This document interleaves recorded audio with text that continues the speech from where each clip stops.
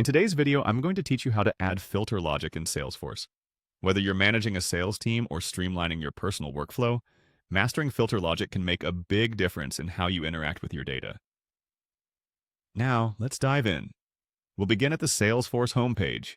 This is your daily hub, where you can find all the essential tools and data insights for your tasks. Once you're here, go ahead and click on the App Launcher button. The App Launcher is your gateway to all your available apps and a powerful tool for jumping right into the functionality you need. Next, look for Opportunities and click on it.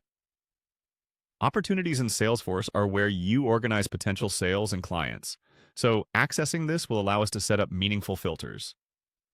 Once you're in the Opportunities section, locate the arrow down button, probably on the right side of your screen.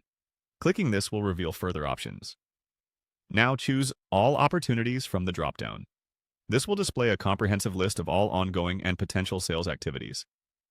The power of filters in Salesforce really shines here. You'll see a filter option. Click on Filters to bring up a panel where we can start adding new criteria. Click on Add Filter.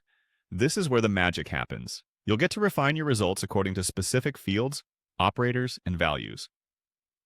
Let's start by focusing on the Fields section. Choose a field that you want to filter by, perhaps something like close date or autoemail. Fields are the attributes of your records, and selecting the right ones allows for a tailored view tailored to your needs. Move on to the operator field. This determines how you want your field to be filtered.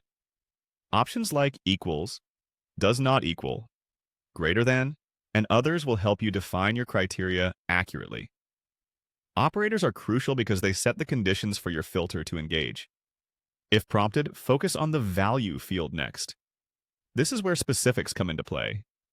For instance, if you want to see opportunities that closed in January, you type in the appropriate date range here. But remember, this step only appears if a value specification is necessary for your chosen field. After you've entered your criteria, click on Done. Rinse and repeat the process by adding more filters if needed. You might want to apply multiple filters to gain detailed insights, so feel free to do that by clicking Add Filter again. Choose your fields and set values as necessary. One vital step is to add filter logic.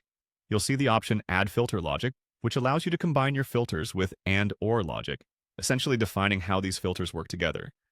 Once you're satisfied with your logic, remember to save your changes by clicking Save. Congratulations! You've now mastered adding filter logic in Salesforce.